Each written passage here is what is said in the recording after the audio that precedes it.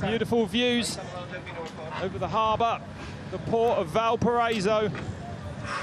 A million people living on this coast here. 2:27 then in qualifying.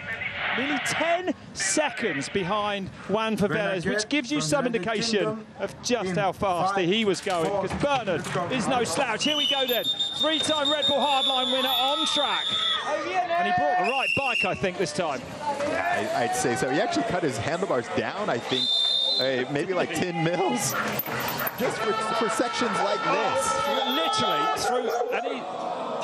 what's happened there then? Didn't have the speed out of that turn? Maybe it looked like he was in a pretty hard gear. Yeah, I think he maybe missed the shift. Maybe he wanted to have another look at this wonderful interior in this house. I don't know. But thanks to the owner for letting us move his table and chairs out of the way. So Bernard, well, he won't be happy with a big mistake like that at the top of this run. And he's heading now towards Polk Gap. I'm not sure he'll do it. It's there. You will see it done this afternoon, I promise you. Yeah, and there's a couple of lines through there as well. This is one of the only kind of Red Bull Cerro Abajo events that we have dirt on the track right there. So coming in, kind of this classic, it's been here for so long, the Leon stairs, and they just continue to go on and on and on. Look at it. Look at this staircase. It is mind-blowing. It's so steep when you're on it as well. Some flat sections between the stairs just to make it more awkward, not even a bike's length. You'll see the bikes getting thrown left and right off that wall right there. Both tyres have to hit that wall or it's a 5-second penalty. Yeah, and that's also our key section. So coming from that jump into the dirt to the bottom of the stairs is going to be the key section, and you're actually going to see a lot of riders make up time into that section, and then also coming out of it. So the more risk they take down those stairs, the more speed they'll carry all the way into that truck jump and through the Bismarck Square, which we just saw.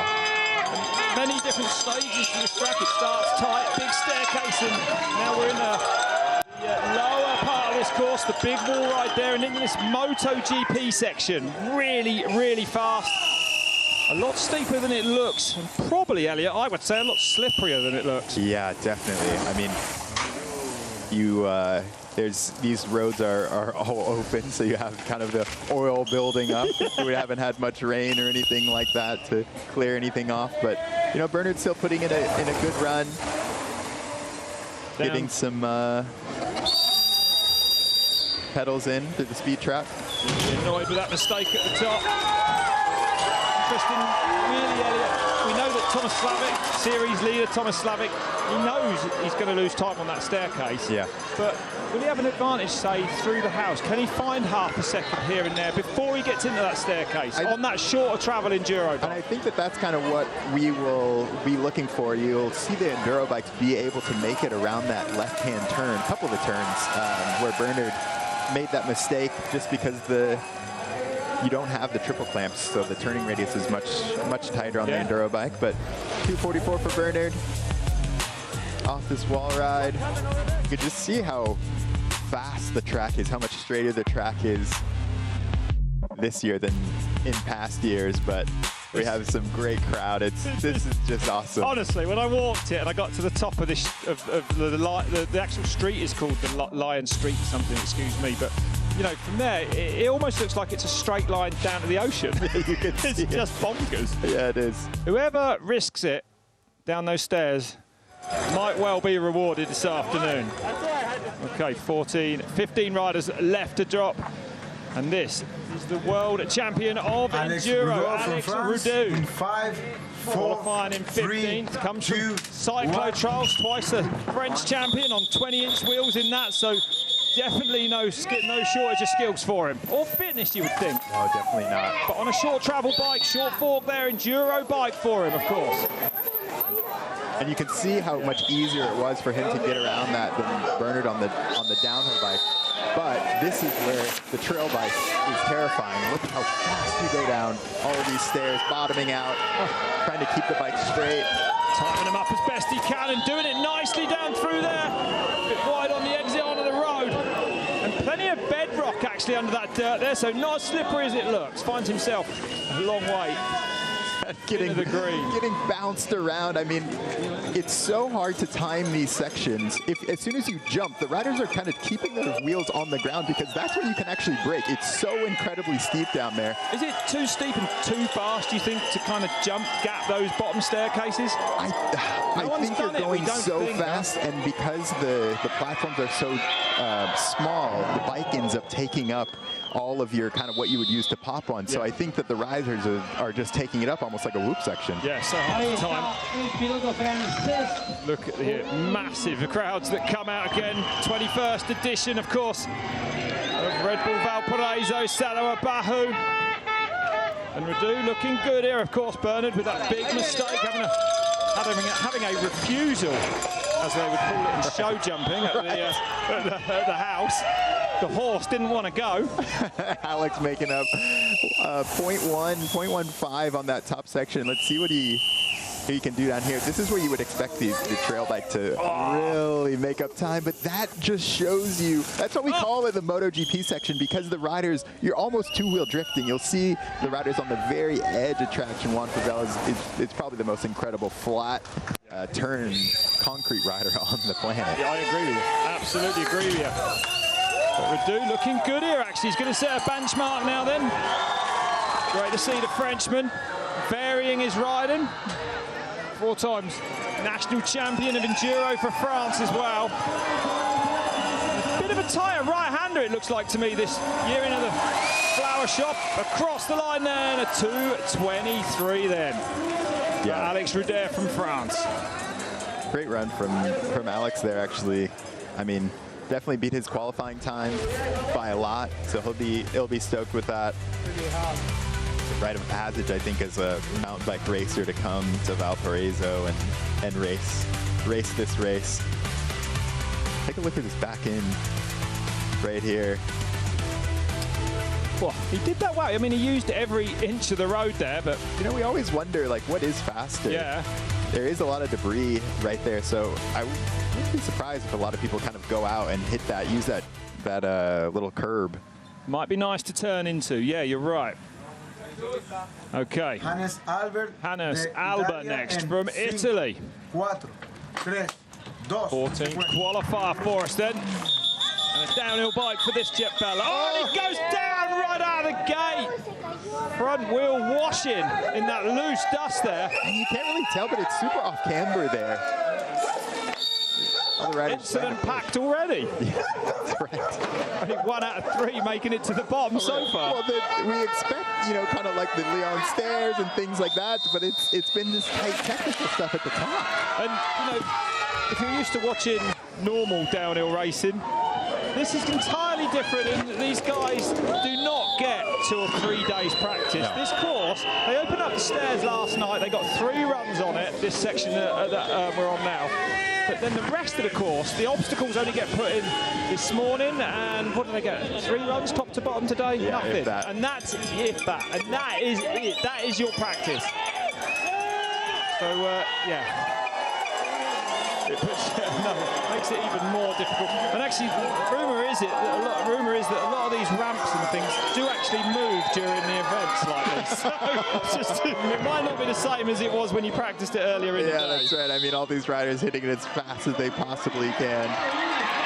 But Albert, I mean, he qualified through one of our kind of entry races. We have qualifying races into this, and where's he gone?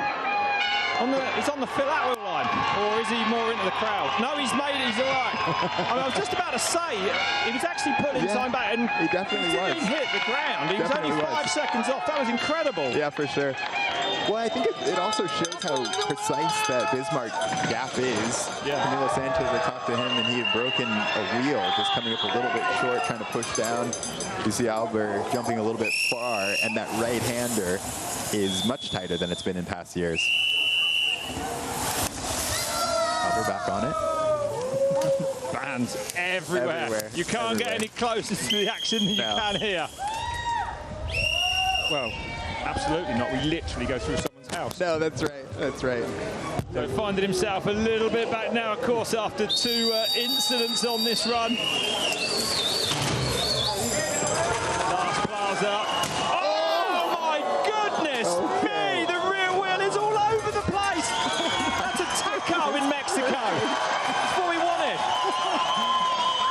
excuse me. I mean, in the grand scheme of things, like making two big mistakes on those features, I'll take a flat tire any day of the week. Or maybe a broken wheel. I see. Could have been a lot worse, to be honest. Yeah. He's done well.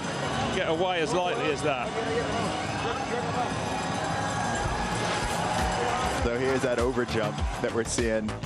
And you see him, he lands on the brakes, but he just can't stop. No, and you will see riders kind of landing into the bottom of the ramp and where the road meets and just using that extra traction to really knock some speed off, braking super hard there. Yeah. But that's interesting how accurate, because that's really been a part of the course in previous years that hasn't been too much bother for every. Oh my goodness. Yeah, it looked like he another over jump coming into it, and he had to zap the brakes so he could get onto that kind of that ramp, the drop, and because he touched the brakes and he didn't have enough speed.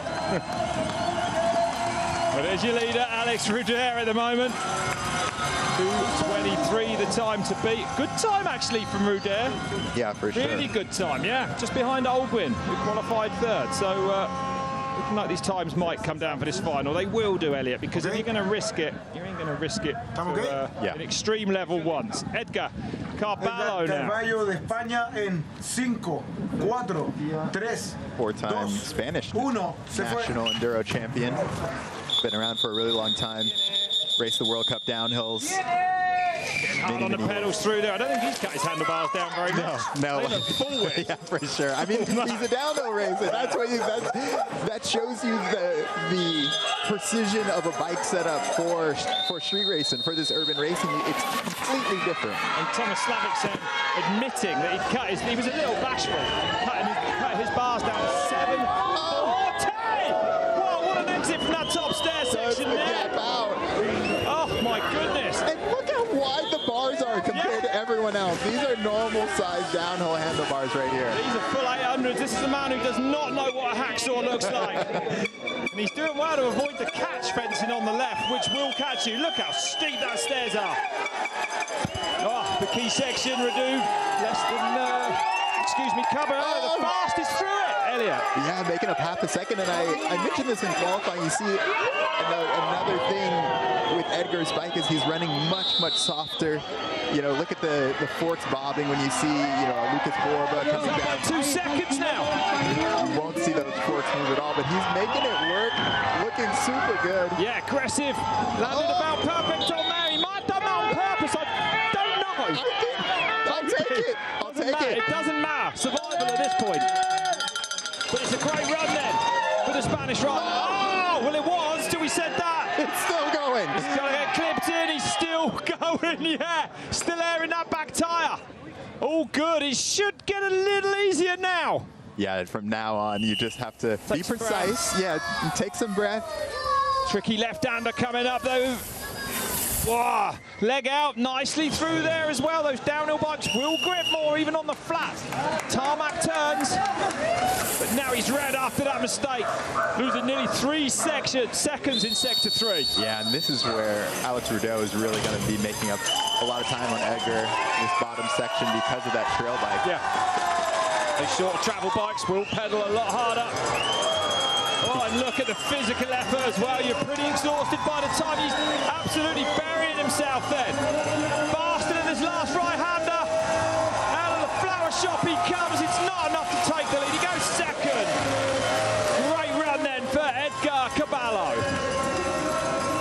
Great run. Yeah, one mistake away from doing something. Yeah, for sure. That would have been a really good run. Yeah, first rider, so he got, one of those gaps there at the top. You can just see how precise it is. Landing on the back of a curb. Really nice run from Edgar. Just have to pedal everywhere. You can see, that soft suspension not doing him any favors. And look at, you see the back end just drifting around there on the power. That's amazing. And there it is, green for the top half. A mistake in the bottom, actually right there off that tricky wall ride, that shark fin, whatever you want to call it. We saw Sebastián Holguín, whilst on a scorcher last year, really have a big one off it.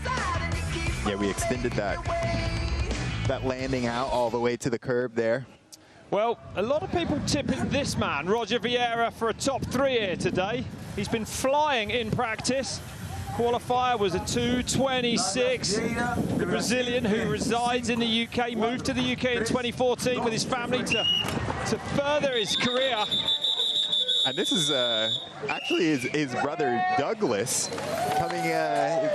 They've both been racing. Douglas had a big injury a couple of years ago, but he's back, and I think that this kind of the urban racing series, his brother Roger will be coming up a little bit later. Yeah, you're right there. Excuse me. Catching Vieira on the start sheet. Yeah. And there it is. Oh! He pushes the front in, +2 back, but it's definitely in touch. Brave though off there. And that is the Philip Polk gap. That's the garage-to-garage gap that we've been talking about all day. Quarter of a second back now in this key section then. And gapping down here, finding some nice timing up, lovely down there.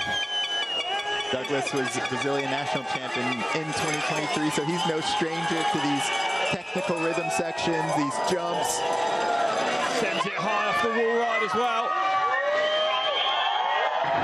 See what he can do on this middle section. So far, he looks good in the technical bit. +2 back. What can he do then? Yeah, absolutely. He goes half a second up then for Vieira. Wow. It just looks so precise.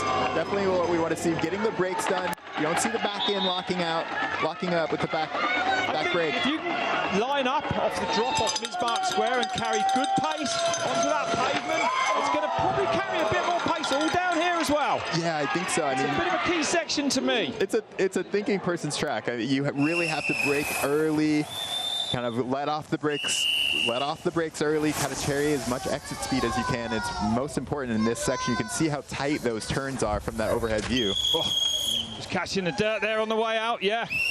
No problem for Douglas Vieira though. And he's still up, about the same. Pulls another 61 thousandths out in that sector there, nearly 50 kilometers an hour through the speed trap as well. Racing for the JL Black Forest Racing team. See how much he's been training in the off season. This is where it's going to pay off. Sitting down and relaxing there a little bit, showing how tired these riders are. I'm not sure how much pace you can take into that last ride though. So Vieira across the line, and he goes fastest. 2:23.2 now. Narrowest of margins, but Douglas Vieira takes the lead. We will see his brother in a few riders' time. Yeah, really, really nice. Really, really nice run from him. You just see kind of the control that he had. Only losing time in that last little pedaling section. This is what I was talking about. I mean, I always look for riders to not lock up the back brakes. That's how you're going to get the most braking power, especially on this kind of concrete and stuff like that. Great run from Douglas.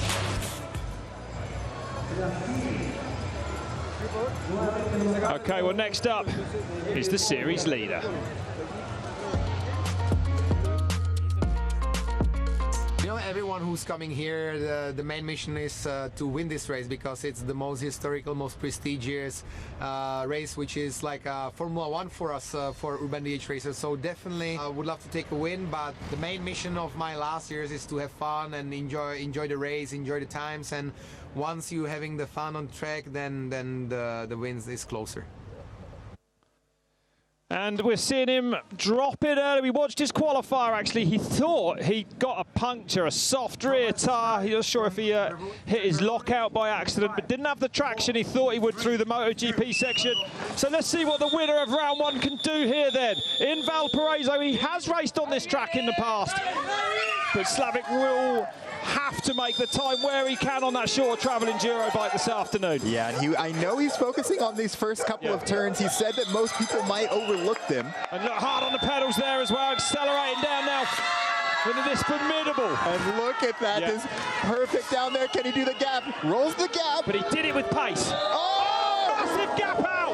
So Slavik, that looked fast to me. They're hard on the brakes now, and he's up by 0.43 at split number one. And that's into the key section he comes. And that is going to carry his speed all the way into this dirt. This is where he's going to have to take the risk in this run. He is just so precise, so good. Oh, gets a kick in the back down there. and he's fastest in the key section. Slavik doing the impossible here. Wow, 14.2 now, half a second up on the downhill bikes. Yeah, and you saw, look how low he goes, low off the wall ride, low over the trunk. Yeah, it's so good. The lockout is on now. 3.3 up then for Thomas Slavik. Well, I didn't see this coming. Oh, man, he goes so low over the jumps. Makes time everywhere he can. 3 times four-cross, UCI four-cross world champion. Pulling on all that experience, 37 years old now. He said he clicks, actually, the lockout in that wall ride. That is incredible. He just is so precise, taking these wide lines that nobody else is doing, shaving off all the distance he can, going inside of that burned-in line there. Nobody else is doing that. And this, Elliot, is now where, you know, he should gain time on that enduro bike. Holds it tight out there, some big, powerful pedal strokes, though. You can just see him just moving the bike. Losing 0.16 in there. 53, though, breaking the 50-kilometre-an-hour mark. Oh, Slavik then. Definitely letting the riders left to the top know that he is in business here today. It's been a great run. I think faster than perhaps we expected, Elliot, on the staircases. That was where he needed to take the risk. Let's see what he can do around here. Last turn then for Thomas Slavik. Here he comes. Goes fastest, 2:18.8. Just a tenth off the time of one for Velez is qualifying. An incredible run for Slavik. 3 times a winner here at Red Bull Valparaiso Cerro Abajo. Will that be enough for a 4th? I mean, that's him saying the pressure is on you, Unfer. Yeah. Let's see if you can actually take that much time off of your qualifier. But look at that. Look at inch perfect. Inch perfect off of everything. Again, as he did in Genoa at round 1, he has just about blown my mind. It's because we know how hard that short travel bike is. 170 mil of travel front and back. Look at him squashing hard off there, running 40 PSI in those tyres. So, you know, when you talk about traction, there's a lot less than you'd normally have. But that was absolutely phenomenal from the Czech rider. Yes, Thomas. Insane. 10 riders to go. 10 riders to go if you just joined us at Red Bull Valparaiso Cerro Abajo. I'm Rob Warner, alongside Elliot Jackson, and the series leader from round 1, Thomas Slavik, has just come down and laid down an incredible time at 2:18. Nearly 4.5 seconds up on everyone else so far. Still 10 at the top. Can anyone get near it? What a run. What a run. Slavik, he's clever. I think he keeps all his cards up his sleeve until the final run, and then he lets it have it. Here are those top 3, Enduro, that was some compression off there. Well, you see what it does when you mistime it. I think, you know, it's not just having a trail bike or downhill bike. Slavik able to go kind of know exactly which stairs to land on, which stairs not to land on, is the difference between getting kicked or, you know, coming through smooth. Good run for Douglas at the moment in second place.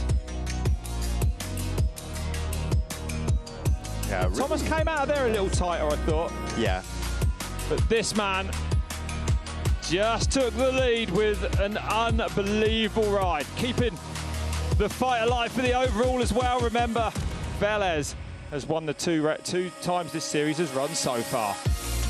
Sorry, Chris, sorry. That was a run, Elliot. That was phenomenal. Yeah. Okay, well, we've had another progression session here this week. And let us know with some of the women. The run today. I'm here with Fer Quiroga and Per Gildemeister. Welcome, girls. Fer, this is your first time here at Red Bull Valparaíso Cerro Abajo. You qualified through the Del Cerro al Barrio. How did that experience help you prepare for this? Fer, esta es tu primera vez aquí en Red Bull Valparaíso Cerro Abajo. Clasificaste a través de Del Cerro al Barrio. ¿Cómo te ayudó esta experiencia a prepararte para la carrera aquí hoy? Uy, estuvo buenísimo. La verdad que el camp fue una gran preparación para esta carrera, así que dio sus frutos. Y estar acá en Valparaíso Cerro Abajo por primera vez y poder desbloquear la pista estuvo increíble. Lo apoya la gente, la pista es ruda, así que no, me gustó muchísimo. Well, she's saying that the camp really helped her prepare for the track today. It's on another level, but thankfully she came through down. It's tough, but she proved her skills. And now here we have Fer Gildemeister, who's very experienced. It's not her first time here. It's actually her third. She's also been at Guanajuato and Genoa. Fer, tell us, how are these progression sessions helping take the level of riding from women to another level? ¿Cómo están ayudando estas sesiones progresivas para llevar el nivel más allá dentro de las mujeres? Sí, está increíble, ya que somos más mujeres ahora. El 2023 fue mi primera vez y fui la única en Valparaíso, Cerro Abajo. Estuve también en Genoa y en Guanajuato, y esta vez fuimos hartas chicas y dos de nosotras pudimos tirarnos la cronometrada en Progressive Session. Y nada, yo creo que cada vez estamos más cerca de tener la categoría mujeres abierta, así que muy feliz de eso y muy feliz de todo el evento, que está increíble. Well, she's happy to be participating. 2023 was her first time here, and she was the only woman to run the track. Now there are plenty more, so she thinks that they're pushing the level, and that hope.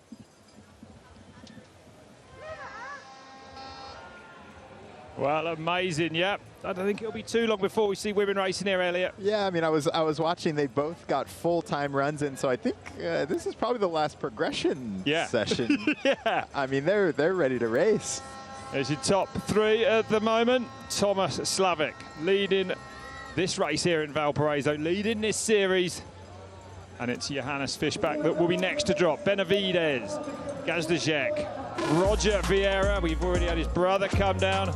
Jeronimo Paez for the Argentinian from across the border. We go to, what a top five that is. Sanchez, Borba, Holguín, Agurto and Velez. It does not line up any better than that, really, in street racing, especially when Thomas Slavik has laid down a benchmark like that. That's right. That's right. So Johannes Fishback then. He'll be hoping that things go a little better here this time for him than they did last year. You may remember, big accident out of that stairwell and a course hold to follow. And not on the gas e-bike this year. He rode a bike last year, remember, with the engine and battery removed. But only on the short travel bike, no long travel downhill bike available to him. Yeah, and I mean, he started the year off great, the season off great, with that 5th place in Genoa. So putting those demons to rest, and I think this is that final, hopefully, nail in the coffin for him. And he will be inspired by seeing Slavik on a similar travel bike do what he's done here. Rides that gap again, carrying good speed through there. Only 0.37 off, so definitely in touch. Yeah, they've been battling for over a decade, these two, and the 4-cross and all of these urban races, these Red Bull Cerro Abajo events. Let's see what Fishback can do down this Leon stairs. Looks like he's carrying good speed so far, doubling up. Had a third here back in 2022, as recently as that. So now Fishback, a little bit like Thomas, be able to open up down on this lower section now. Yeah, only 0.229 back on that key section. So nothing. So far, so good in the technical bit, and we know he's strong. We do, yeah, absolutely. A 4-cross rider in the past as well. 1.9 back then. And that just shows how fast Slavik was at the top. Yeah, doesn't it? Absolutely. Yeah, look at it. Oh, lands deep and heavy in there. And that was kind of what I was saying too, is like the key section, which is all of our Leon stairs.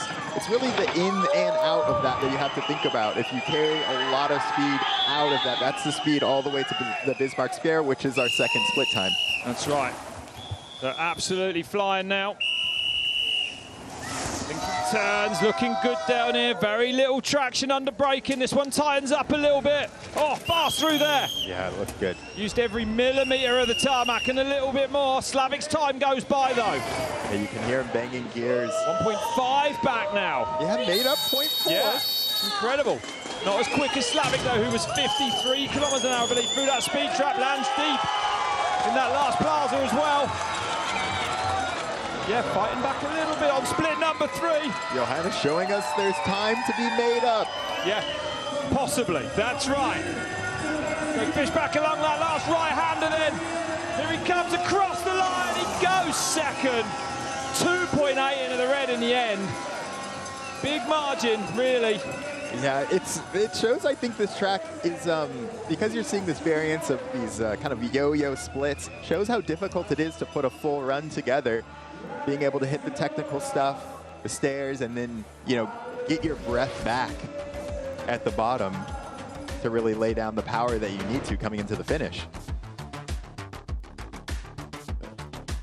Red Bull raw ride. We talked about that you have to hit both tires on the wall or else it's a 5-second penalty. That's why you're not seeing the riders just skip that entirely. Another rider just so precise. Good to see Fishback get a full run in though. Like we were saying, glad to have him just healthy back in the Red Bull Cerro Abajo series. That's right, yep. Horrendous crash here last year, followed unbelievably by a bout of pneumonia. No. Yeah, he got home and he was so ill, the poor fella. No. Yeah, he really was, yeah. So great to see Fishback after a great race at round number 1 as well. Well, there is the fastest. There he is. Look at that crew. Borba on the left, Felipe Agurto, Sebastián Holguín right behind Juan for Velez, and then Camilo Sanchez on the right side of your screen. That is a heavy street race lineup. That really is. Felipe Benavides, another man from Chile, the next to drop in then. 9th in qualifying. Going to be plenty of support for him down here this afternoon, that's for sure now. Another rider on that downhill bike. I'm kind of seeing a bit of everything. I think that there was this idea that enduro bikes were faster in urban racing, but I think the Colombians have proven that false. Yeah, you're right. You're right. Really, no matter what the track, turn up with a downhill bike. Yeah. Even in Italy, when there was a lot of pedaling on that one. That's right. Okay, Benavides now on track then. Nice and clean through there. Into the house he comes. Pretty good through there. Was clean. Fast on that left-hander. Gonna go for the Polk gap down here. Not that clean on those first stairs in, I don't think so. Yeah, you really have to be flying. That's right. Only 0.4 up on split number 1 then. Yeah, I'm just seeing Benito, like, he's just making it work down here. I think you see some of the other riders trying to, grabbing a little bit too much front brake, front end sliding right where you really don't want it to slide.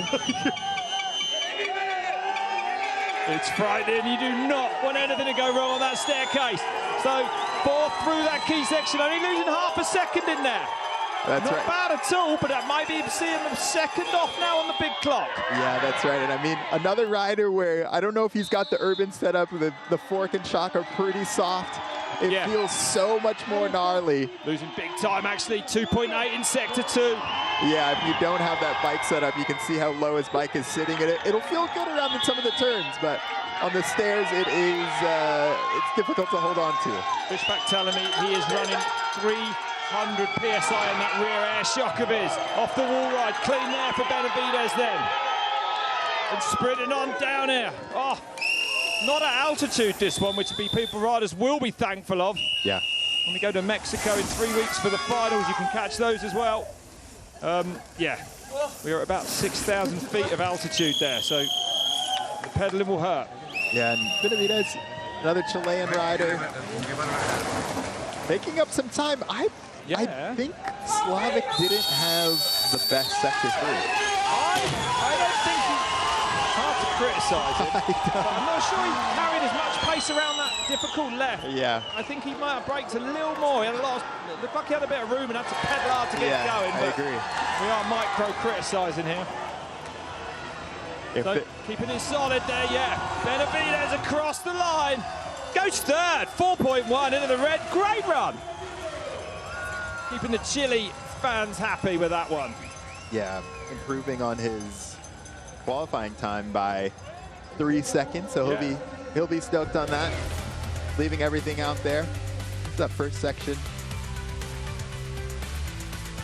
It's kind of a different strategy that some of the riders have. Do you want to land on top of the stairs or try to land kind of on the backside? A lot of the time there's not enough room to get your bike on the backside of the stairs.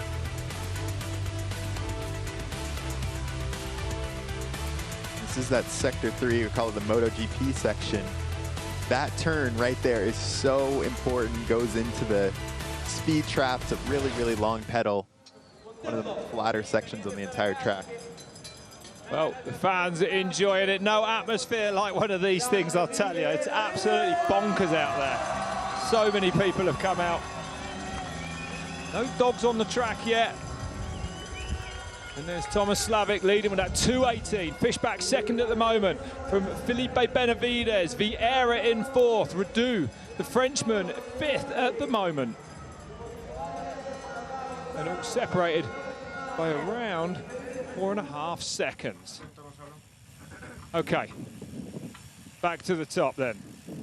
For Gonzalez Gajdosech now. Let's see what this man can do then.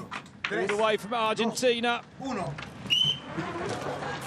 bit of everything. I mean, he was Argentinian national downhill champion 21, and Moto Open Enduro champion 23, and urban night race champion in 24. He can do it all, and he's actually, when you say about that, he has raced the 2 times previous here. He's used a downhill bike and an enduro bike and finished 10th both times. So, he's got some pace. High speed into here. He's not gone for the gap. You saw him have to squash it there, but he's up. He is green by 57 thousandths. Impressive. But he didn't do the gap. There's another half a second there if you do. For sure, but I mean, I think he able to take time off of Slavik's time up there. And the downhill bike, I mean, he is on a downhill bike, so he does need to make up time up here. And this downhill bike has to work better on that staircase than the 170 mil. Enduro bike 200 mil, third then, just losing 0.39. Slavik was insane to win that. That's bonkers to win that key section so far on an enduro bike. It shouldn't be allowed. Yeah, from the stairs all the way to Bismarck was just incredible by Slavik. But I mean, Gonzalo now, Gonzalo is riding really, really good. Yeah, he is. Oh, that's deep there as well. Holds on to it, gets the anchors on. Yeah, getting on the brakes, and you can just see he's strong. He's really composed, able to hold it right in the middle of all of these stair sets, which is so difficult. And just so faster on the wall ride. Yeah, on the pedal straight away then. This is absolutely all out then. Flying down here at the moment. Really, really nice riding by Gonzalo.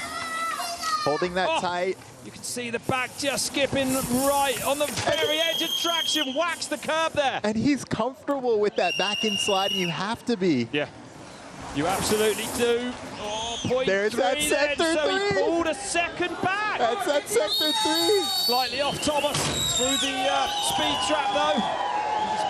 Over the 50k mark. But yeah, sector 3 might cause Thomas a few problems this afternoon, I think. Gonzalo really digging deep. Gonzalo might cause Slavik some problems then.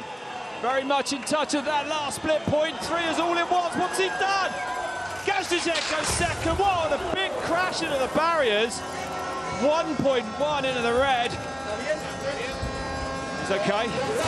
Always better to crash after the finish line. Amazing run by Amazing Gonzalo. run, yeah. Really, really strong. He looks great. Full time back in sector 3. Yeah. Lost time on the sprint down the end. So keep an eye on that at home. Yeah, that is going to be. It could be Thomas Slavik's Achilles heel today, but Gonzalo. Sorry, sector 4. Sector 3 is our key section. Gonzalo really laying it down. The whole, just a really nice, concise run. Showing how hard the riders push into the finish. Yeah.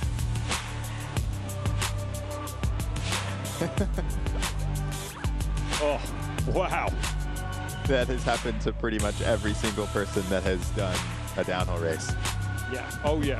Because I don't know, you're either elated to cross the line, not thinking about what you're doing, or just too tired to pull the brakes in. We're seeing Greg Menard have that happen a couple of years ago, coming into the finish, and go right into the barrier. All the greats. Yeah, that's right.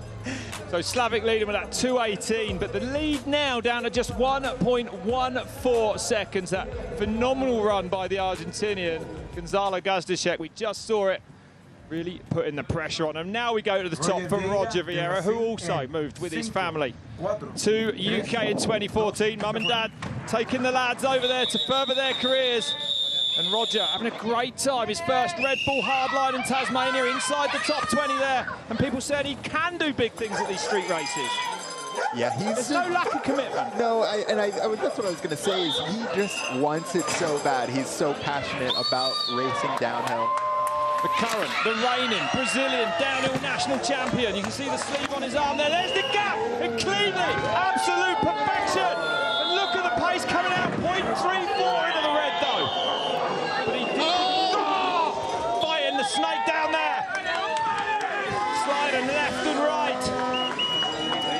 doing a couple of doubles that we haven't seen. Yeah, and another one there. Now things get so steep on the exit. Oh, he looked good, but he's lost 0.48 in just that key section alone. Low off that wall ride. Yeah, Roger having a really nice run, doing what he needed to do up at the top, being in touch. He needs to get on the pedals super hard right here. Split two's going to tell us Slavik's time's already gone by 1.2 seconds now. Up onto the ramp, big exit. Oh, perfect. Carrying good speed right there. You let it roll around that right-hander, which is good to see. A lot of riders going down just a little bit too much on the entry. Yeah, super smooth. Using all the tarmac as well there. High off the wall ride. Clean as well. Not doing much wrong here, Elliot. No, I mean, pedaling everywhere. This is exactly what you want to see. Pushing where he needs to, resting where he needs to here, taking some breaths. Feathering, all about the braking down here. Yeah, just trying to keep that traction super clean. I thought through that left-hander there. Definitely. Let's see if he can pull any time back on Thomas Slavik, and he has. He's taken 1.1, and now he's just 60 thousandths off him. That's insane. This is it. I mean, it comes down to this last sector, this last split. I expect to see Slavik's advantage grow again on this pedaling here, but that's so interesting. Sector 3 from Slavik was not great. No. Vieira now pedaling hard towards the line. The pigeons are having to get out of the way. Here comes Roger Vieira, and there he goes. Second. Oh, 0.7 into the red. May need to pull those barriers back a little bit. We don't want to see too many riders having big ones over the finish line. He's okay. He's all right. Brazil. Congratulating, amazing run. Yeah, that was awesome. That was amazing. Well, just 6 riders left to drop here if you just joined us. At Red Bull Valparaiso, Cerro Abajo. Vieira, the Brazilian, just coming down in second place. Thomas Slavik still leading, but this was quite something, this run. Yeah, definitely. I mean, like I said, just doing exactly what he needed to right after that key section. I mean, Roger coming into Leon stairs so fast, able to get so many of these doubles down through that. I think Slavik just came out of this section so fast. We saw him squash the wall ride. We saw him squash the truck jump right here. He was just so low over it. It gauges his effort. Like, right. You know, he's just so wily. Clean. He's just amazing. Like, he's so precise. Yeah. So powerful. Well, that run from Slavik has really opened my eyes here today. Oh, I mean, still the fastest through the key section, Elliot, with 6 riders to go. And then we're only saying that because he is on that shorter travel bike you can see there. That does not go down vertical stairs the same as a downhill bike. No. I think it's good too because Roger, he doesn't have the kind of experience that Johannes Fishback or Thomas Slavik does at these Red Bull Cerro Abajo events. So for him to come out and do that, to be able to push up at the top. So about 5 hours drive across the border from here. Jeronimo Paez now on track.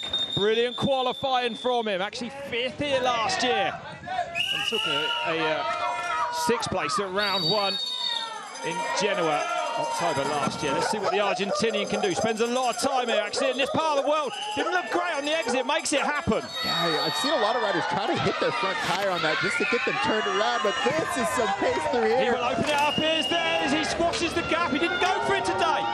He pulls up, though. But he's only 0.16 off, so Paez very much in touch here.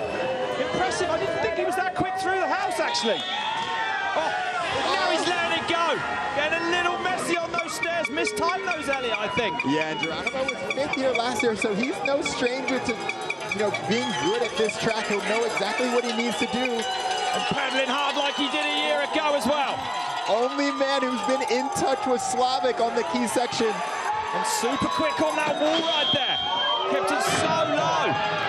So 0.16 off only. What's this split going to tell us? Slavik's 106. I think he just locked his suspension out. Did you see that? I was looking at the split. 0.7 back then. Oh, he's in touch. Now he is in touch.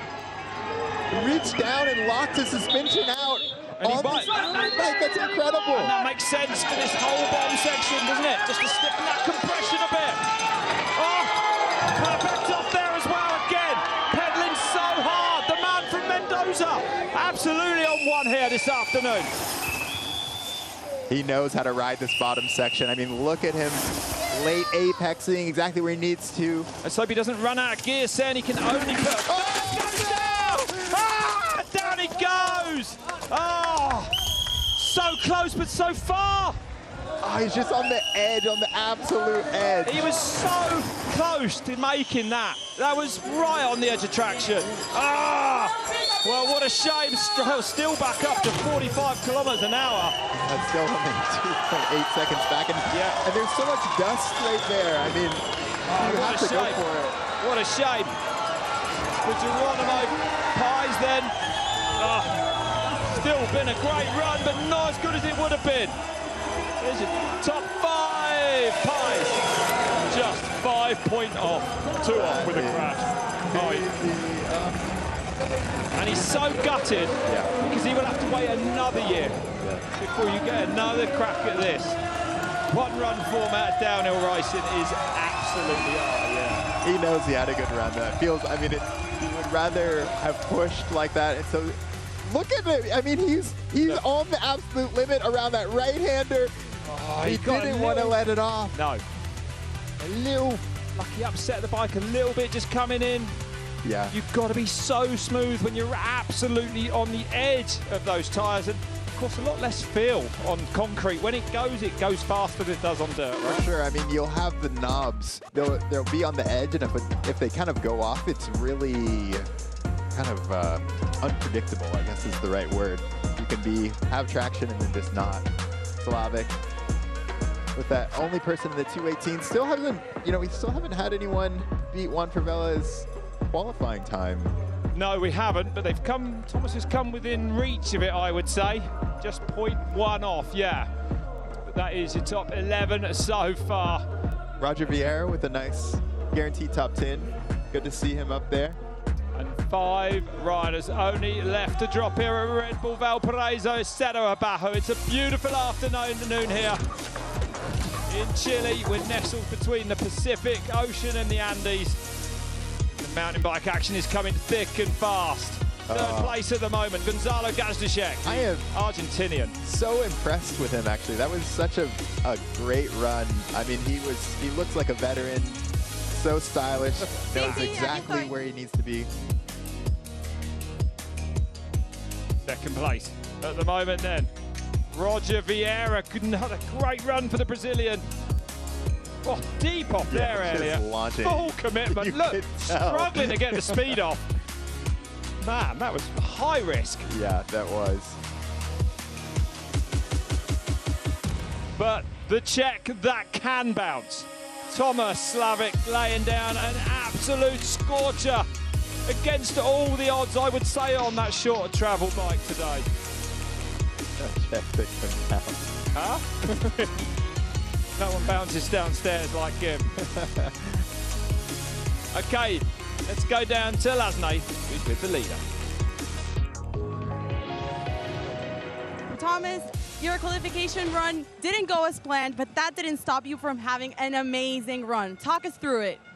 Well, it was kind of like a safe run because after my qualifying, I was having a lot of mixed feelings in my head, and I was just trying to keep it safe, don't do mistakes. And I'm sure in some places where I normally dominated, I went a little bit too easy.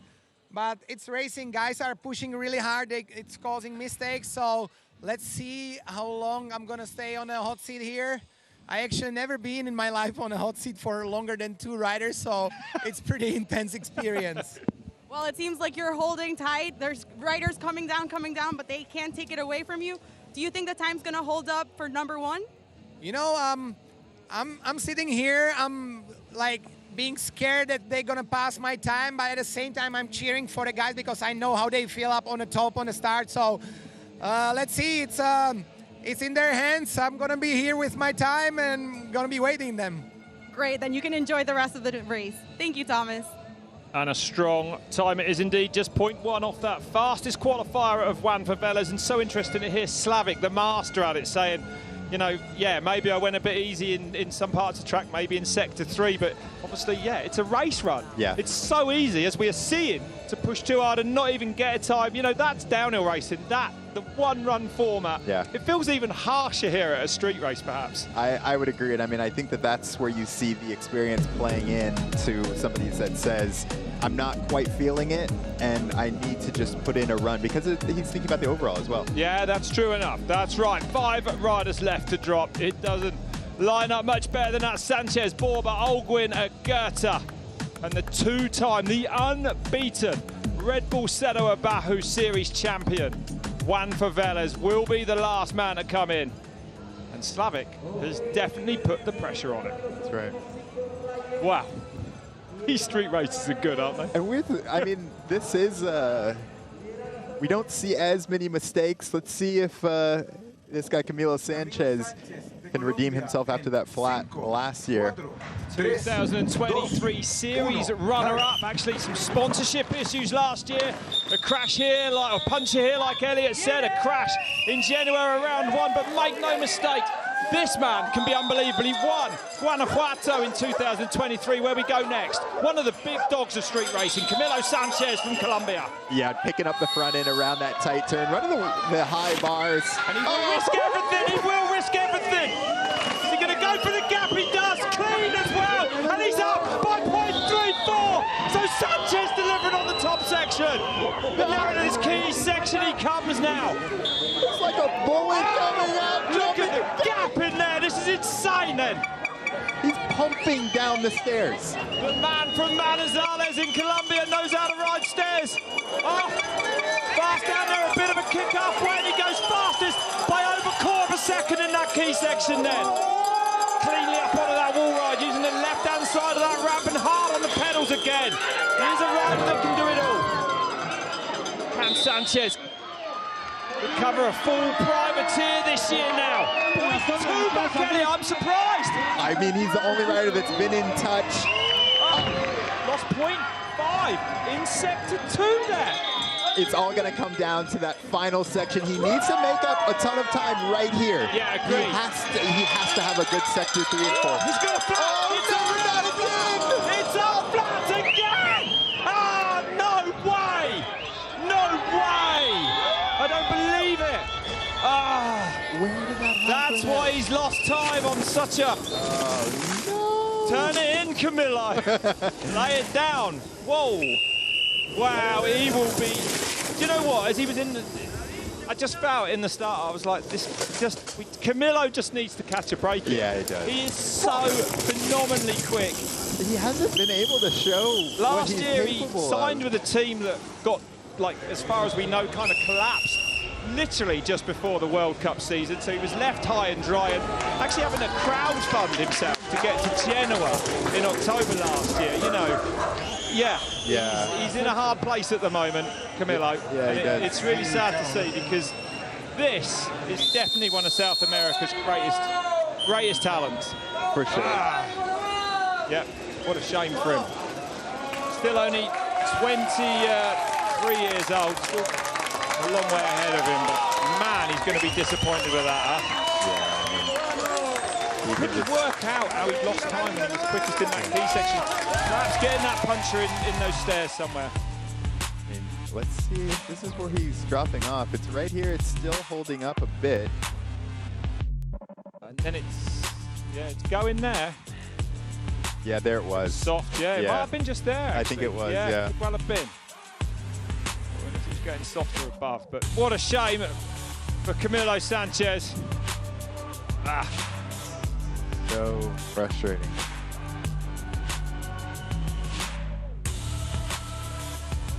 Well, as we watch Camilo Sanchez sadly coming down, he was fastest, remember. 4 riders left to go. Lucas Borba, Sebastián Holguín, Agurto, Velez. A really disappointing day for Camilo. Yeah, I mean, it's hard to kind of pinpoint where he went wrong, you know. Just one of those. Well, There you go, Thomas Slavik, 37 years old. Lucas Borba, last year's winner, 30. Slavik, 3 wins, 1 off the record. Overall winner, or the leader of the series. Thomas Slavik, 9th for Borba at the moment. And 7 wins to 1. That is crazy. That is crazy. Borba did the winning here last year. Is what you need to know about that graphic. That's all that matters. Yeah, that's right.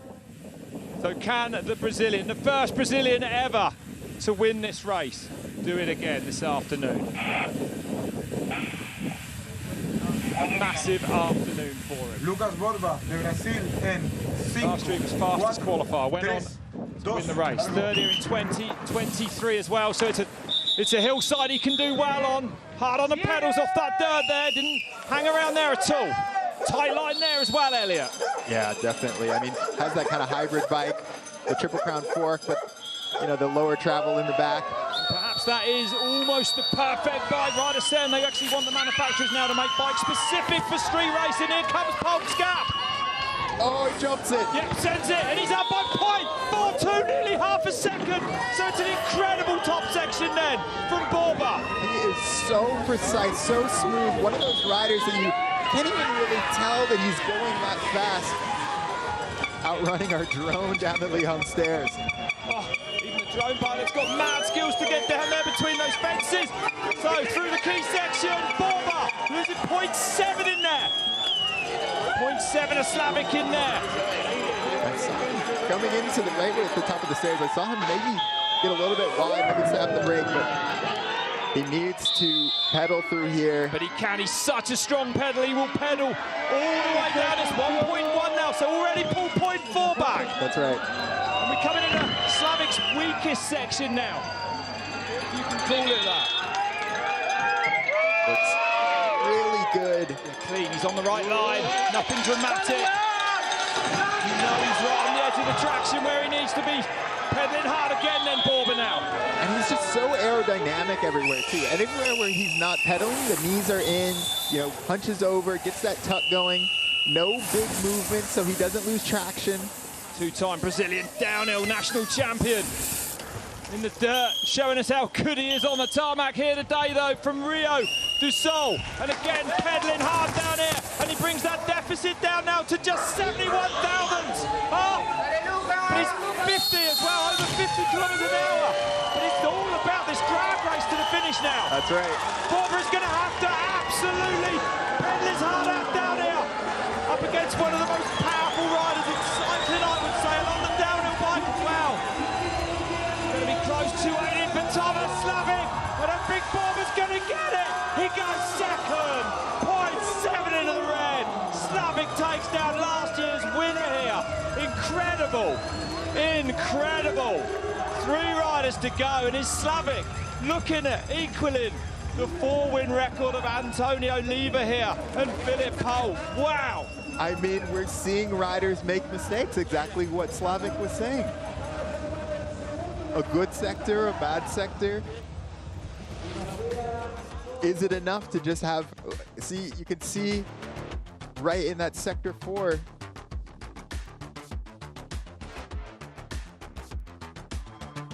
where everyone else was making up a ton of time. Oh. Brilliant run then. Not good enough to see him back that last year's win up, but some run, huh? That's some run. I think it was, I mean, right after the key section, like, yeah. Slavik has just been killing everyone. Yeah. Yeah, it's unbelievable. He runs an incredible pair of legs that have got more power than almost anyone, and he does lock that shorter travel bike out. I mean, I'm looking at the times right now, and there has been no one that has been able to be within half a second of Slavik, you know, within 40 seconds of track. Okay, we go to the top then for one of the fast Colombians, Sebastián Holguín. A factory deal for him this year, riding for MS Racing now. And one of the riders that is definitely able to take the win here. Third at round and a number 1. In Italy a few months ago, and now on that zero bike, or that gearbox bike, the belt drive bike. And Sebastian, another one of those riders who's just so technically good. Oh, he might have had a little bit of a mistake. No. He has gone down on the camber into this road. Oh, no. Coming into the house. But we said it earlier. So they cut back across the road there. And it's so steep that when we walked it, we actually thought it would be a factor that you could, if you're braking to go into that house, you could lose it. And I assume, what a shame for Sebastián Holguín. Elliot, it shows to me how hard these riders push on every inch of this course. That's right. What a shame, though. Yeah, I mean, that gives you an indication of just how steep it is. So you're coming completely almost perpendicular to the road.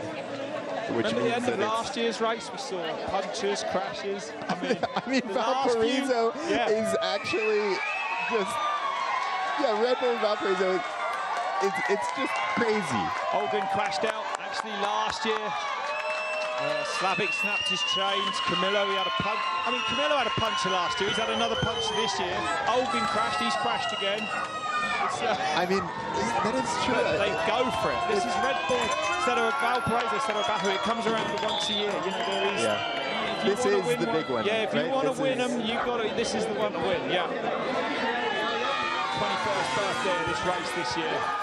And Sebastian's been on a good one. I mean, getting that 7th place at Red Bull Hardline. Amazing, wasn't it? In Tasmania, yeah. 6th in Wales last year as well. Yeah, beating, former world champion Charlie Hatton, getting more agreement. So he's definitely urban, dirt or street, he can hang with the best. Turns 22 next week, so still a very young man. A great, really great to see him and actually Juan for Velez both getting picked up by factory teams.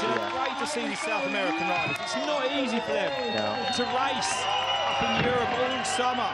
And I think that these races, I can kind of put them on the map, right? They've had some top 20s at World Cups, but a lot of the times it's just so hard to get discovered in South America. You're so far away. It's so expensive to travel halfway around the world. And also, as well, remember, actually speaking to some of the riders, they were saying on top of that, like the majority of the racing in Europe is in what is summer holidays in Europe. For these guys, if they've got jobs or whatever, it's in the middle of the winter when they need to be earning, kind of. So, really, really hard for them. And Holguín, he's going to be annoyed about that, that's for sure. Kilo of weight, that gearbox weight. So, no rear derailleur on this bike. It's belt drive. The gearbox sits at the front of the bike where the bottom bracket goes.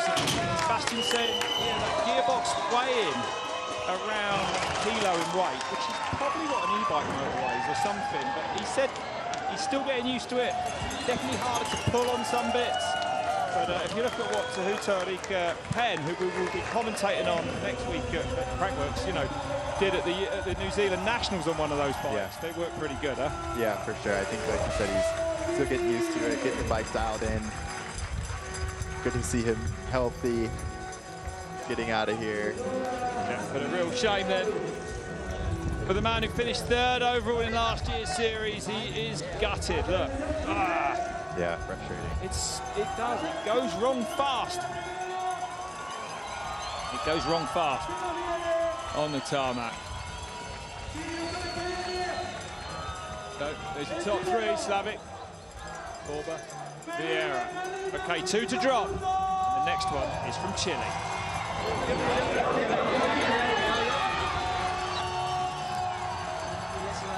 Del podio, creo que este año se puede marcar una diferencia un poquito más grande y va a estar bastante técnico, así que vamos con todo y ir a ganar sí o sí.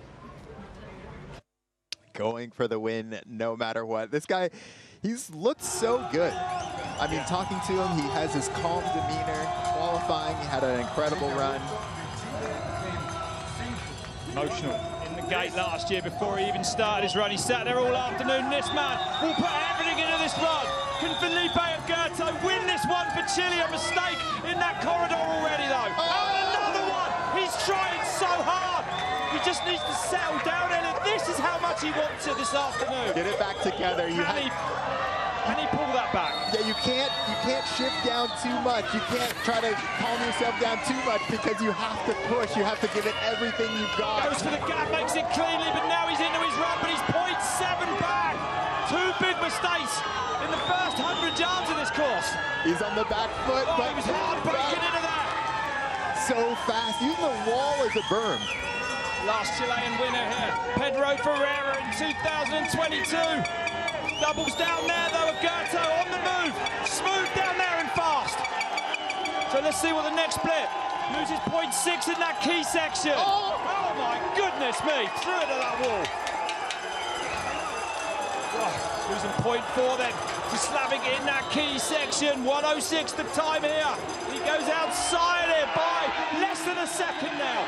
0.96. So pulls back a little bit. Holds it good in there. Looked like he got on there pretty clean and fast. Everything will have to be absolutely perfect from here now if he's going to get near. It looks like he's back in the zone. Yeah, he does. Carried amazing speed around that left there as well before he hit that wall ride hard on the pedals again like he was last year. Finished second, remember, here last season. This next split is going to tell us how much time he has to play with at the bottom. Into this difficult left. Clean and fast through there. Gets up on the dirt on the exit. I think he drove in a little bit too hard right before that left. Quite possibly, but he's great. Oh, and listen to the roar from the finish area. Nearly 0.4. Breaking the 50 km/h speed limit. Sorry, not speed limit. There's no speed limit on this. He's over 50k then. Agurto, fastest of the last split, pedaling hard, the head's dropping, he's got nothing left. Is it going to be Agurto or is it going to be Slavik? He goes second, 2:19. Oh, 0.2 into the red. Oh my goodness. Wow, wow, wow. It's going great. I'm glad I'm in the safety of a commentary box. It is going wild in the finish area. You see the disappointment. He knows exactly where he lost it at the top. And I'll tell you what, this is good for the overall here because at round one, it was Slavik who won. It was Velez that came second by the tiniest of margins. Velez now, if he can come down and beat Slavik, it's going to be tight going into the finals in 3 weeks' time in Mexico. This is a massive run for Velez now. Yeah. And Thomas has already laid down an absolutely enormous. He did exactly. That run was unbelievable to stand the test of time till now. You know, it's incredible. So look at this. Look at his back end. Oh, just a little bit too far over the front. Not enough weight on that back end. Wow. Yep, without those mistakes at the top, that might have been a different story. Yeah. He did incredible to recompose himself. Look how deep he went there. To recompose himself, Elliot, after mistakes, that's almost impossible to do, especially on something this short and intense. Yeah. Where do you get your head back together coming down a flight of stairs? And then right after you make the mistake, you got to go through a house, you have to do Philip Polk's gap, you have to go down the Leon stairs. Well, we thought it'd be good this afternoon. It is actually incredible. And I mean, didn't get the win that maybe the result that he was looking for, but still a podium. One run left to go now. Wow. And it is one for Velez. Two-time series champion. The winner in Guanajuato last year, where we go into the finals. But he has never won here in Valparaiso. It's one massive run for this man. He was in a league of his own in the qualifier. What's he got left in the tank for this finals then? One for Velez on track. And clean and perfect. Oh, tag on there though. It looked good going in, but he hits the wall. Recomposes himself immediately though, no problems on the tarmac. Past where Holguín went down. Amazing. Pedaling into this section. Let's see what he's got. On the factory ride now this year on the intense bike as well. He's going to cream this gap, of course he is. Already out of here now by nearly quarter of a second then for one for Velez at split one. So far, big hits down there. Big gap in as well into those staircase in this key sector now. He is flying. And he's into the stairs where he definitely feels good. Look at the pace. He carried out there fastest by over a second in the key section. And Elliot, the bike just tracked perfect down. It didn't even look like he was in any kind of bother. We've said it once, we say it again. He knows how to ride stairs like no one else. On earth, that's absolutely right. Oh, it's massive! It's massive from Velez again. Perfect out of there, hard on the brakes on that landing. It's the perfect effort. It's not doing anything too much. Doesn't look sketchy. No. Tidier than we've seen him perhaps in the past. High off that wall ride as well.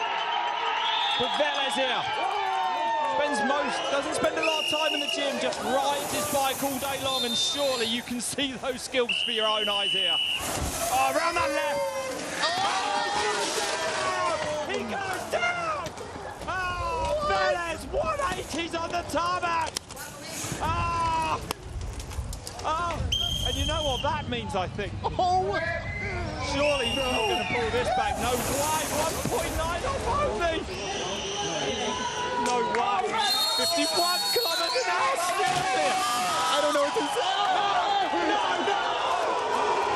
Crashes out. Velez goes down. Oh, terrible. What a crash there. Let's hope he's okay. One for Velez, laying it all on the line here. And more. And more. He's up, thank goodness for that. Oh, God. Come on. What is this? We need to calm down. This is just too much. This is insanity. My goodness gracious. I hope your shoulders are good. Might be favoring it a little bit. And I'm gonna, and you know, it means, of course, that Thomas Slavik has won his 4th Red Bull Valparaiso Cerro Abajo, joining Antonio Leiva and Philip Pope as a 4-time winner. Thomas Slavik has done it here today. Back-to-back wins at the start of this series for him now. He's looking good going to Guanajuato. It was a veteran run. He's all good. He's all good, but not emotionally, he won't be. Yeah, for sure. Well, it shows you, like, Slavik said that he felt it. I think that that's what he was feeling in qualifying, was the sketchiness of the track, the lack of traction. And he said, you know, I'm going to pull it back, and maybe I'll ride 95%. And nobody else did. Everyone else went 100%. You saw a mistake from Felipe, from Auckland, from Juan for Velez. Yeah, and to come here, let's have a look at this, but to come here on Enduro bike. Look at it, right? He's in the dust. That's what happened. Yeah, and it just started sliding there. I think you're right, and he couldn't pull it back. He was too inches. He tried to set up as wide as he could, but because he was in the gutter, there was too much dust there. So right when he started to turn in his back end. How hard was he pushing? The drama coming thick and fast at these street races. That was bonkers again. Look at the angle of lean. Well, a massive congratulations to Thomas Slavik. Oh my goodness. He came, he saw, he conquered on a course that was definitely stacked. When I walked that staircase, I honestly, in my head, I was like, Thomas can't win this. I just, you know, honestly. Watch this. And that's no disrespect to him. Well, yeah, look at this. Just so low that he made up. I was looking at it for the key section. It was 34 seconds. The next split was 49 seconds. He made up half a second. Just there, 15 seconds. He made up half a second. 30% faster than everyone else. 37 years old. And still an absolute machine. That's why he wears the rainbow stripes on those sleeves. He is incredible. Reinventing himself time and time again from 4-cross now, you know, to being absolutely, really, and honestly, the only European that can really run with the South Americans. Let's hear from him now.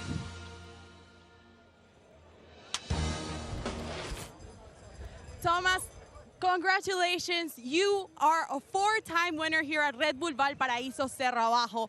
What does this mean to you? I mean, crazy, no? Well, after the whole day struggling, yesterday struggling, stressing out about everything, mission is completed. 4 wins here. This one is for record books for sure. And but at the same time, I would love to celebrate because it's a big thing for me. But at the same time, I felt almost like I was crying for Felipe Agurto because I know what it means for him to take a win here. Then Juan Fercresh, who also like didn't take a win here. So we're close with these guys. We're not racing against each other, we race against time. And yeah, I'm feeling sad for them, but I also feel happy for myself, and it was a big win after the qualifying where it was a one big struggle. Well, this win solidifies you as the leader. How will you plan to keep the momentum going to Guanajuato? All right, I didn't even think about it. I'm a big lead now at the end. So.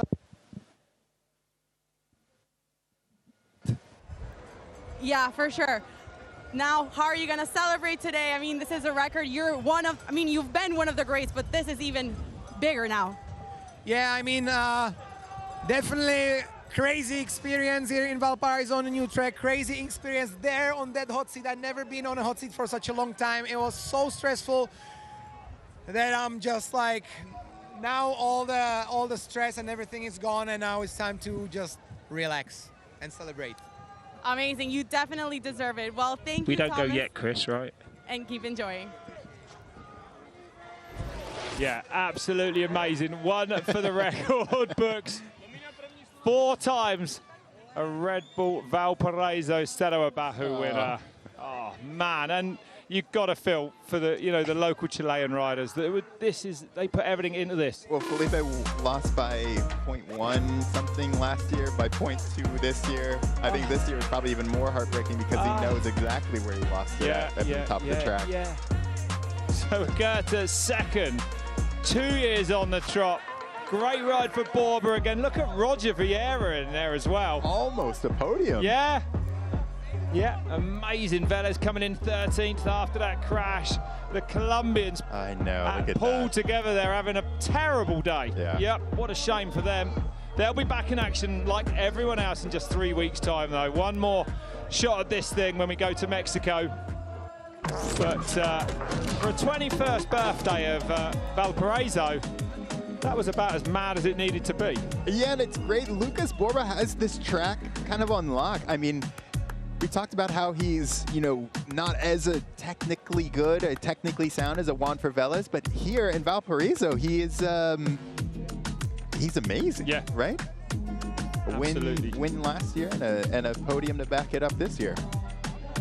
Accurate, top to bottom.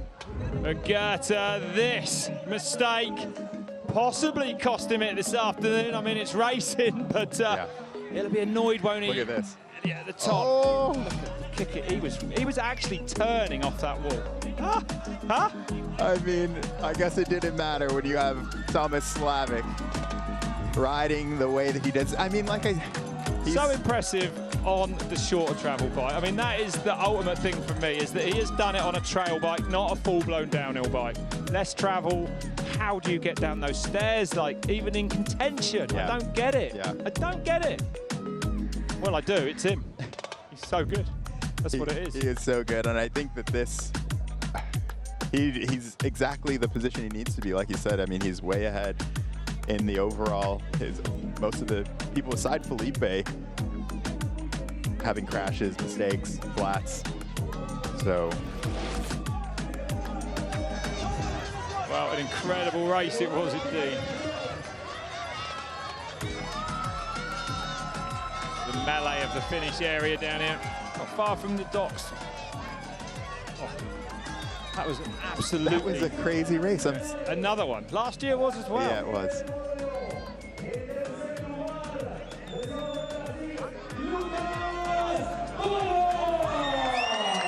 So the Brazilian, another strong ride here in Chile. 3rd place for him today. Didn't used to be on the podium here at Red Bull Valparaiso, Cerro Abajo.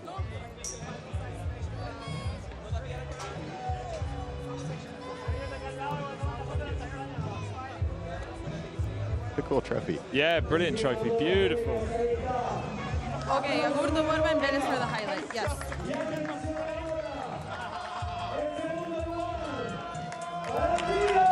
Another strong ride then from New Zealand. Another strong ride from the Chilean, Felipe Agurto.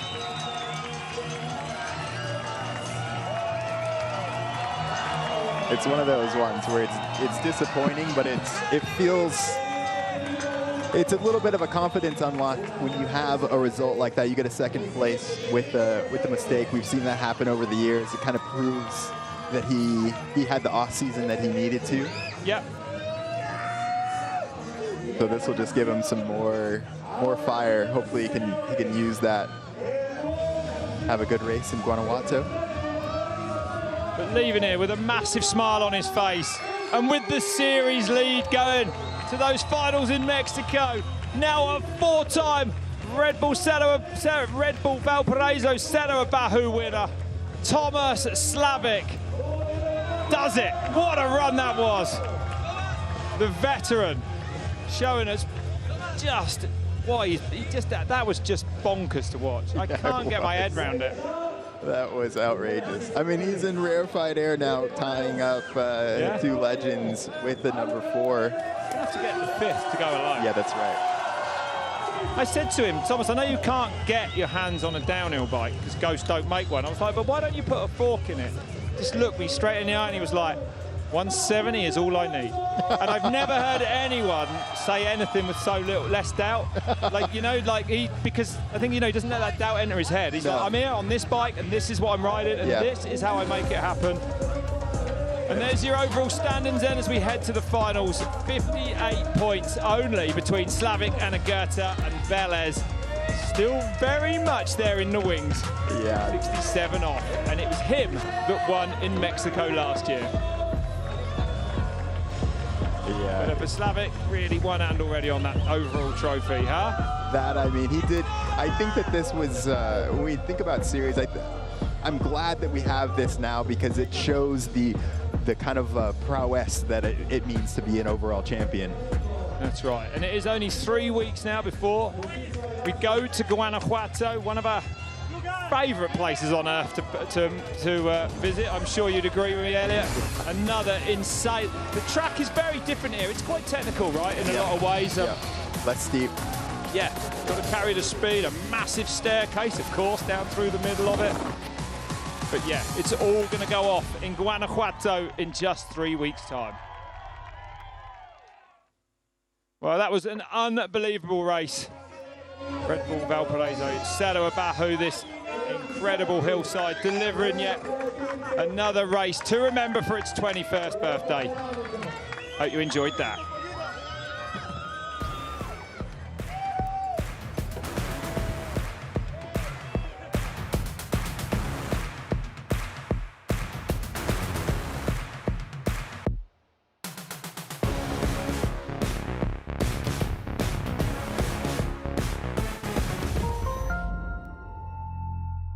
Get stoked for the new Crankworx season.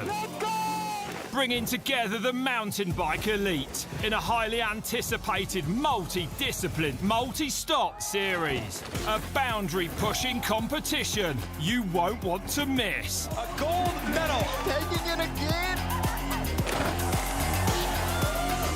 Crankworx World Tour, live on Red Bull TV. We all have our idea of what we want the sport to look like. Still have that childhood feeling every time I drop in. We are ready down here. Anytime? It's go time, man. It's gonna be insane. The best feeling ever. I'm ready to go. Anytime. Now available on Red Bull TV. Breathe in. Pedal hard. Flat out. Oh my God. 3 iconic urban downhill races on 3 different continents. Steep, narrow and formidable. Look at that. The Red Bull Cerro Abajo Series 2025. Live on Red Bull TV. Look at the time from Stevie Smith. He takes his first ever World Cup win. The making of a legend. Stevie Smith, AKA the Chainsaw. He was a bit unpredictable, he was creative, he was wild. He did have a great life, full of giggles and laughs and adrenaline. The untold story of a true champion. Long live Chainsaw. Now available on Red Bull TV. Really awesomely fun. The Natural Selection Tour is back in Revelstoke, where the world's best snowboarders take on backcountry terrain in head-to-head battles. 3, 2, 1, drop it. This year, surf, bike, and ski join the mix, bringing even more excitement to the NST legacy. Insane. From the powder to the waves, Mother Nature writes the rules. The Natural Selection Tour 2025, live on Red Bull TV. What a lovely little island we live on. The scenery, the greenery, some of the best trails, outstanding craftsmanship. 4 seasons in a day. It's easy to overlook our beautiful little island, and there's nowhere I'd rather be. Glorious! Shires, now available on Red Bull TV. Rob for Julia. Hey.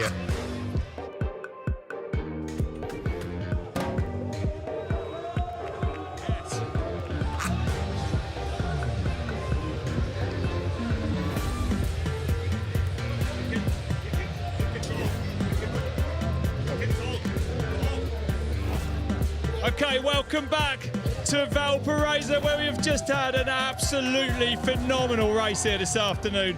Elliot, what was that like? I mean, I feel like when we left this spot, we knew it was going to be an amazing race. It delivered once again. Every year, we don't really know what's going to happen, and I think this track, we do not know what is going to happen. It's so hard to put down a clean run here. Because there's so many components to it. You know, it's so different as well, from stairs to trying to find grip on flat turns. But there's no arguing with Thomas Slavik. You know, he's been a 3-time UCI 4-cross world champion. But, like, you know, to see him perform like that today, his run in Genoa it blew my mind. Yeah. Like, honestly. But here, to see him do that was just... I can't believe it on this track, on that bike, must say, on that bike, on a short travel bike. Well, we saw it right after, so this is after the Bismarck Square. I think he just had a solid run. You heard him talk about this kind of section through the MotoGP section is where we'd expect him. We kind of talked it up around how much power he has and how good the trail bike is at the bottom of the track. Yeah. But this right here, over this truck, after the Leon stairs, that's where he beat everyone. Every single person, that is where he made up the time, and then he kind of was able to maintain that above and below. What an athlete. What a man he is, yeah. And I mean, he's also, that put him way out in the lead for the overall for the Cerro Abajo series. Incredible, yeah. Well, amazing to see Felipe Agurto, second last year, second this year.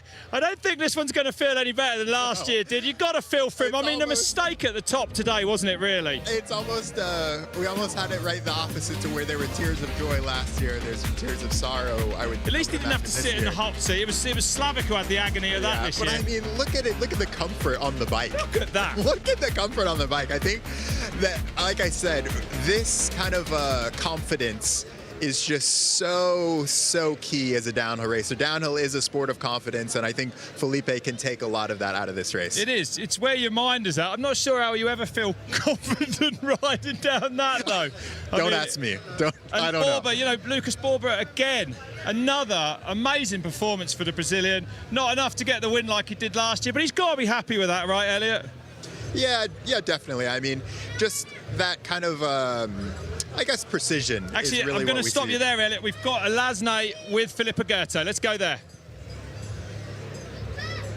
Hey, guys, I'm here with second place Felipe Agurto, who went all in and had an incredible race. How proud are you with these results? La verdad, estoy muy contento de tener este resultado. Es el segundo lugar, estuvimos a nada de tener el primer lugar. muy cerca ahí con Thomas, un gran rival, estuvo complejo, pero dimos todo lo que se pudo, cometí un par de errores que me dejaron un poquito más atrás, a tan solo 200 milésimas, así que está ahí muy cerca y pronto lo vamos a lograr, así que vamos por ese primer lugar prontamente, ojalá. Well, he's very happy with the result. It was a tough competition with Thomas, a great rival. Really, really close milliseconds to the win. So he's going even harder next time because he wants to get that first place. ¿Cómo haces para ser tan consistente en estas carreras? El año pasado tuviste una gran temporada y a ver, esta también por lo visto. Sí, tuve una muy buena temporada el año pasado, estoy muy feliz por eso y este año claramente espero hacerlo mucho, mucho mejor. Se viene ya México y prontamente también Génova, Italia, va a estar muy, muy bueno. Me he preparado demasiado para esto, he hecho mucho enduro, mucha ruta, descenso, enduro, descenso urbano y aquí estamos hasta pelear ese primer lugar, sí o sí. Well, he prepares a lot for these races. He's riding urban downhill, and enduro, training hard, and really wants to perform well. The next stop, Guanajuato, and then also in Genoa. So he's going all in, really close to tasting the win, so hopefully soon he will get that. ¿Qué esperas para Guanajuato? ¿Cómo te preparas para esa carrera? ¿Y cómo estos resultados te dan esa confianza para seguir adelante? Bueno, ¿qué espero para México? Es simplemente ir a ganar y al igual que la siguiente fecha que venga, vamos a intentar atacar a cada una de ellas y a quedarme con ese primer lugar tanto en esta fecha como en las que siguen y así sucesivamente hasta conseguirlo. Así que me voy a seguir preparando como lo vengo haciendo hace mucho tiempo, entrenando duro y va a venir solo, ya está cerca.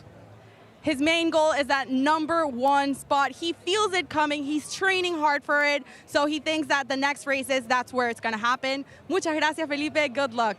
Muchas gracias a ustedes. Y acá está el trofeo.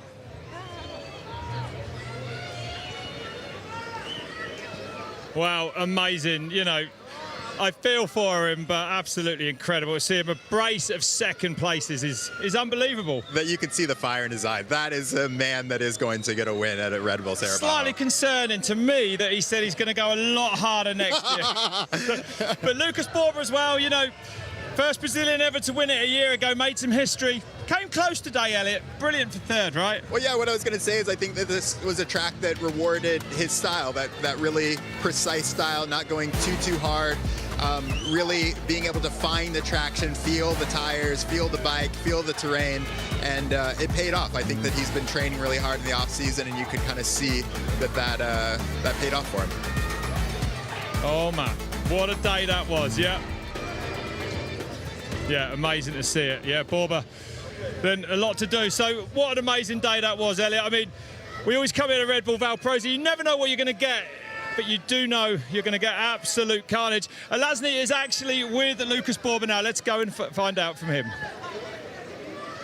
I'm here with Lucas Borba, third place in the podium. Lucas, ¿cómo te sientes después de esta carrera tan increíble? Una competencia muy dura, ¿no? Sí, estoy muy contento, de verdad. Estaba hablando ahora mismo. Mi quinta vez acá en Valparaíso, mi tercero podio. Una vez primero, dos terceros. Y la verdad es que estoy muy contento, de verdad. Entrenamos mucho para eso, me gustaría mucho el triunfo otra vez, pero igual muy contento, mi bajada muy sólida, muy preciso.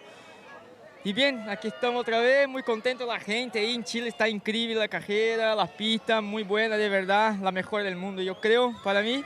Y eso, pues, ahí vamos. Well, he's very happy with the results. He says he had a solid run, so he feels good about it. He was going for the win. He wanted to get that second one back-to-back, but it didn't happen. But he's still really satisfied with the results. He's been here in Valparaíso 5 times. 3 of those times he's been on the podium, 1 first place and then 2 thirds. So it's definitely a reason to celebrate. Y bueno, Lucas, ¿cómo te preparas para la siguiente parada en Guanajuato? ¿Crees que esto te dio el impulso para seguir adelante? Sí, estamos subiendo las posiciones en el ranking. Estoy enfocado en eso. Voy a entrenar más para México ahora. Y después, o sea, poco a poco, step by step, vamos subiendo y ahí vamos. Para eso vamos. Buenísimo. Well, he says this results will put him higher up in the ranking. He's going for Mexico really hard, trying to get the win, and he's hoping that that's what's going to happen. He's training, doing everything, putting in the work to get even better results. Muchas gracias, Lucas. Gracias, de verdad. Gracias a ti. Have they lost communication? Shall I say sorry for technical issues there?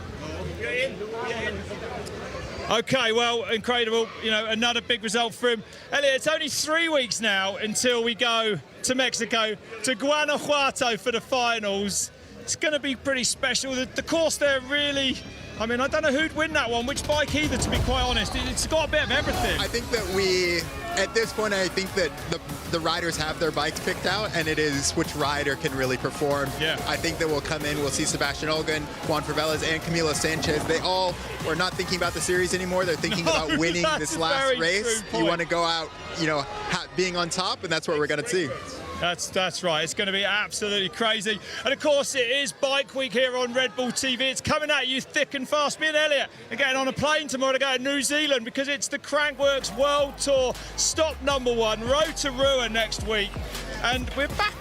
He's going to love it because we're out of the forest and we're going back to Skyline for the downhill, where he reckons he's had 2 podiums. I don't even know if it's true or not. A second and a third. Oh, my God. You'll be leading the chat on that then.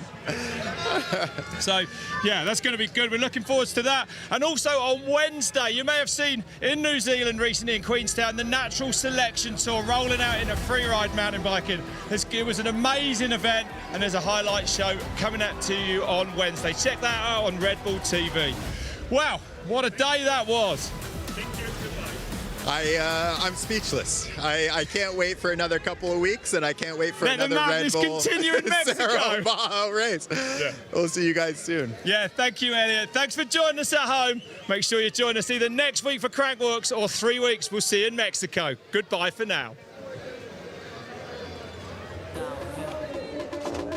Dame ese ritmo y te explico cómo es. Voy a acelerar, alguien debería parar mis pies. Quieres pillarme la carrera y ni me ves. Voy a sonar por el mundo sin saber hablar inglés. ¿Sabes cuál es mi mejor aliado? 9,8 metros por segundo al cuadrado. Tú si vas cuesta abajo es porque todos dudan de ti. Yo si desciendes para subirme al podio downhill. Algunos se suben a la tarima, pero mira, creerse rapper por enlazar 4 rimas es como querer lograr tomando proteínas, lo que únicamente se consigue con disciplina. Downhill.